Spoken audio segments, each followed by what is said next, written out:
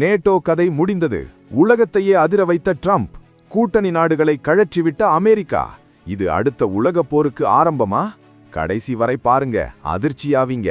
NATO America தலைமையிலான உலகத்தின் powerful ராணுவ கூட்டணி. ஆனா இப்போ நேட்டோவை நம்பி எந்த பிரயோஜனமும் இல்லைன்னு ட்ரம்ப் ஓப்பனா சொல்லிட்டாரு.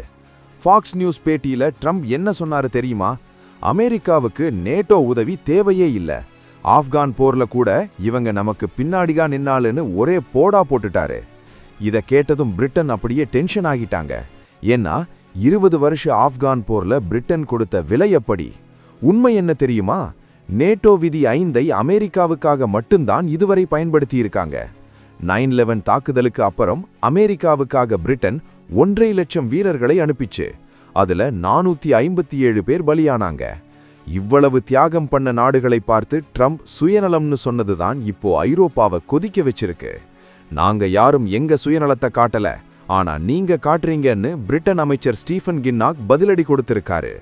நேட்டோங்கிற பிரம்மாண்ட அமைப்பு உடைய போகுதுங்கிறது மட்டும் இப்போ தெளிவா தெரியுது. அமெரிக்கா இல்லாம ஐரோப்பா தனிச்சு நிக்குமா? ட்ரம்ப் செய்வது சரியான்னு நீங்க நினைக்கிறீங்களா?